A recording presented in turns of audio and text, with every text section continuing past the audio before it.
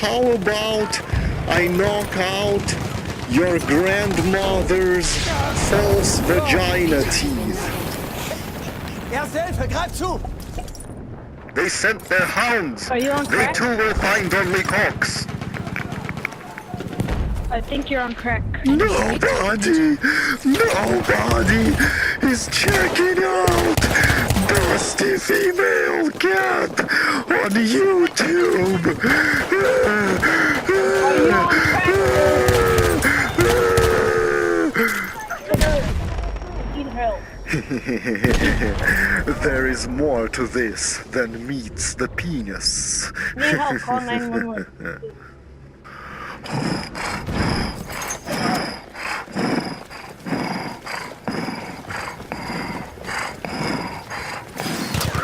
Dusty Call Kitty 911 is right now. purring. Nigger unit off the field. Sad fire break after killing Prophet in this Black Ops 3 match. Wow. Thank you, Treyarch.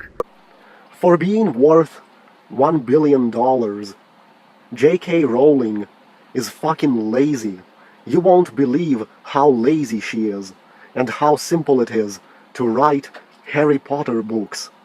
The ease of writing Harry Potter books is derived from one very elementary fact.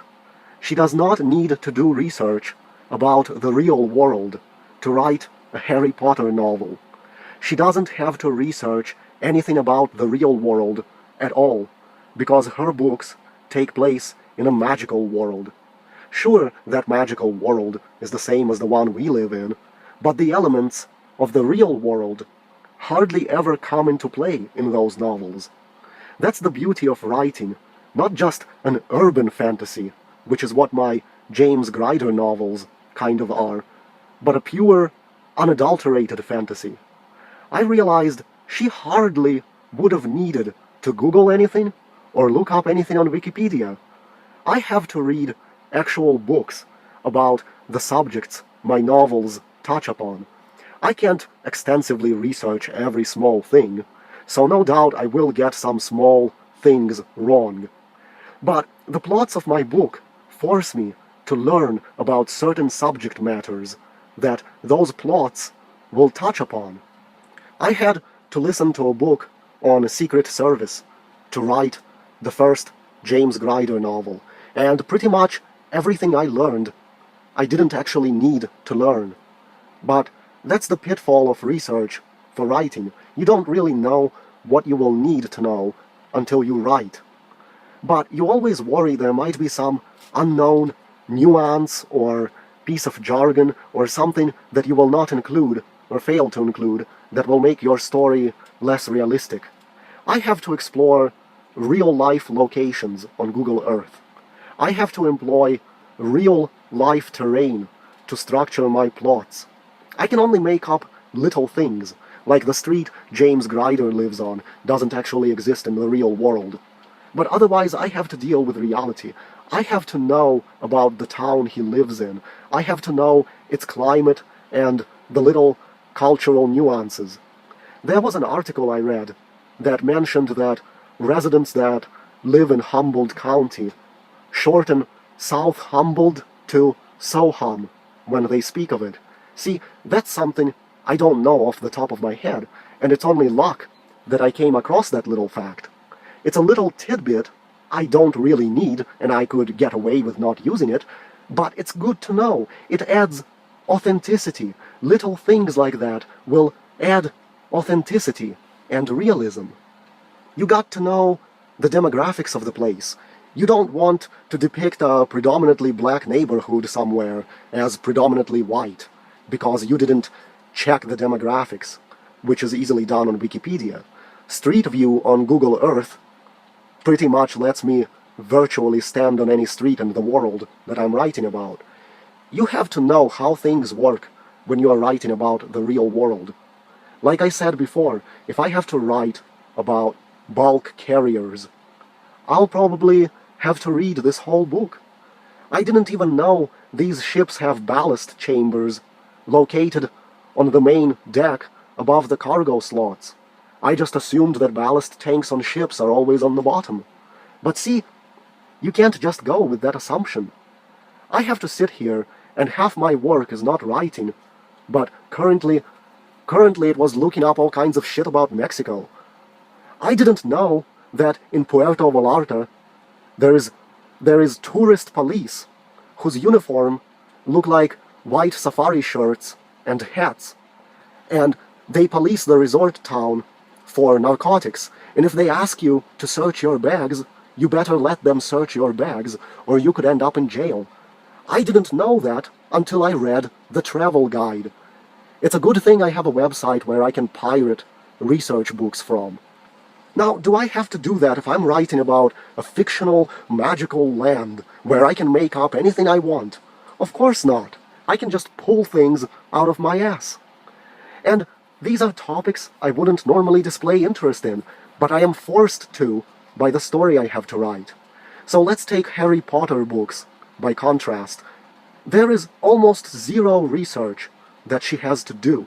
Maybe some stuff about living in boarding schools, but likely not even that. Think about it.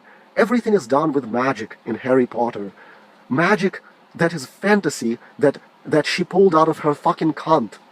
It's not even anything greatly original, because the idea of wizards with wands is a fucking ancient idea. What did she have to look up? I mean, translate some English words into Latin for spells? That's it? Her entire world is magical, where they play a magical sport that she made up, that she doesn't even have to research how a real sport works. Everything in that world works because someone waves a wand and says some abracadabra words. The research aspect of the work is completely nixed. What remained for her is to create a bunch of histories for the characters and how they intertwine, and that could have been done with 5 days worth of brainstorming. Then she just had to sit there and type after taking a writing class. Would I prefer the blessing of having to write a book set in a magical world? Yes, I would. Why? Because I won't have to stop writing to look up shit. I can't just make stuff up because it's all fantasy and magic. No need to research real animals, just make up fantasy ones. I don't even need to know something simple like how a vacuum cleaner works. Everything's just magic, and made-up things, and made-up creatures. It all works the way I say it works, and who is to say otherwise? But I can't do that, because my desire is to write about the reality of this fucked-up world, the real world, and not some magical world.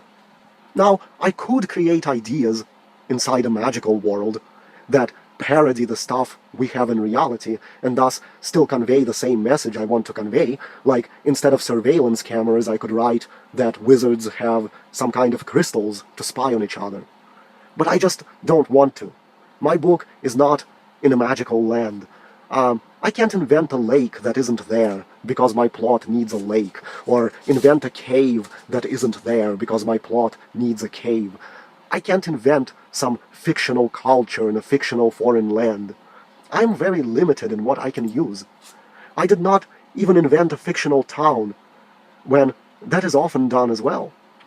Like, there's no White Pine Bay on the coast of Oregon in reality, the town where Bates Motel takes place.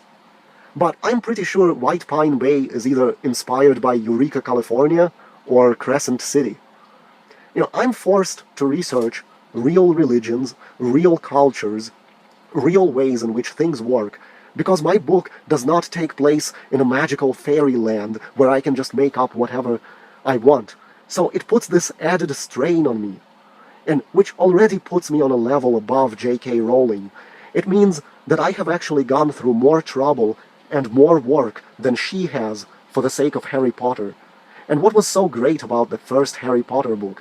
Nothing really crazy happened in it. What got people hooked, I don't understand. I mean, yeah, there are magical things made up in my book as well, but it's still taking place in the real world. Everything else but the fantasy object still has to work like it does in reality. I also don't doubt that anyone who loves Harry Potter books would not want anything to do with my books. the vitriol I would get for my books would probably be off the charts. Who is going to line up outside a bookstore on the release day of a James Grider book? Nobody. The thought itself is laughable. 99.9% of the people in this world will not be sympathetic to the James Grider character because by society's standards he is evil and deserves the worst fate has to offer him, and he is not politically correct, which makes him even worse. So, period, he is just evil.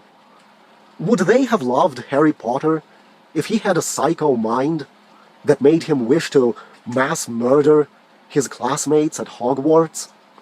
What if Harry Potter wanted to murder whoever is the law enforcement in the magical world, to punish them for making a rule that kids can't use magic outside of school? And what if that was actually the plot of the fucking book, which actually sounds more fucking interesting than anything in the actual Harry Potter books? That is such an oppressive rule. James Grider would use it to justify murder or a revolution.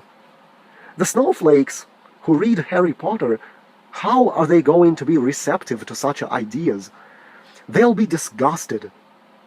Let us not forget that there are millions of people, and I mean millions of people, who have never cared to touch a book before reading Harry Potter, and they do not care to ever touch any other book after they have finished reading Harry Potter, outside of whatever else they needed to read for school or college.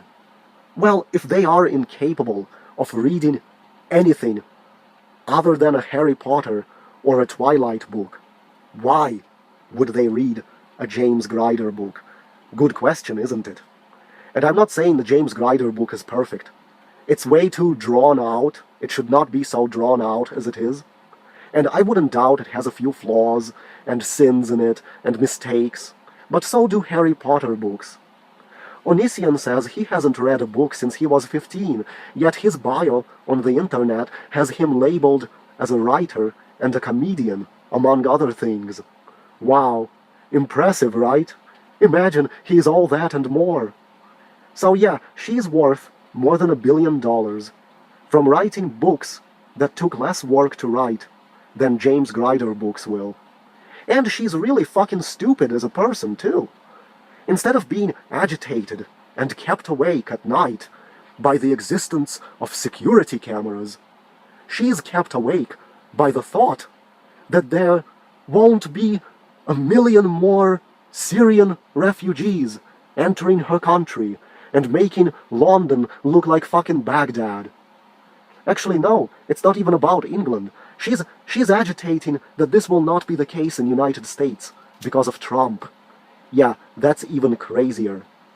So why didn't she write a plot that Harry Potter is antisocial and hates the magical world, hates the Muggle world as well, struggles with autism, has some weird beliefs he wants to impart, and believes things like if he kills the Dursleys in rage, the cops should not be allowed to put him into Azkaban. And so he backs Voldemort. But then he doesn't like Voldemort either once he comes to power, and only then he has to battle Voldemort. You know, this is like James Grider in a nutshell.